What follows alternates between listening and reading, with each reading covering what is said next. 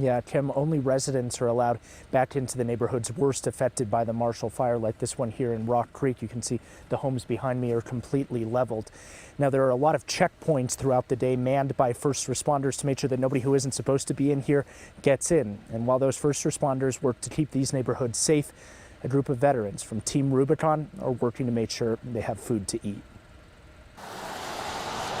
The flashing lights are everywhere.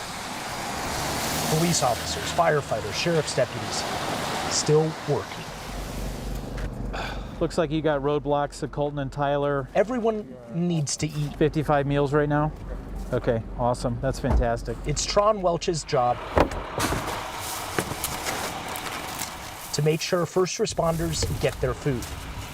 He's the task force leader with Team Rubicon. There's about 400 first responders based out of here, and we need to get them fed. And then we need 2 up there for the Boulder Sheriff. Volunteers like Bill Medina work with the veteran-led organization.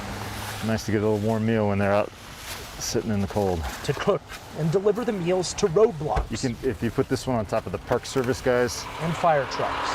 Yep. It's a big task. For Tron, it's not big enough. On that, I need to be here. This is where I need to be on Team Rubicon. To support the people that have been supporting me. Tron's home is one of the lucky ones. The fire came up to the fence.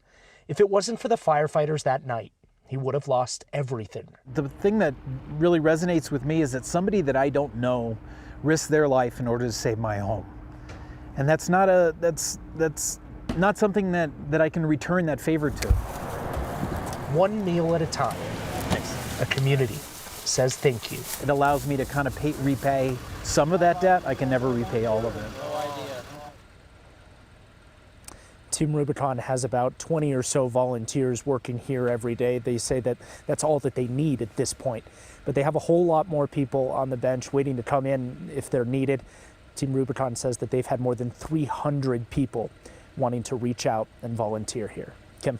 Oh, that's so nice. Yeah, those first responders, the long days, long nights, nonstop, and like you just said, for what? To do something for someone else, Put their life on the line.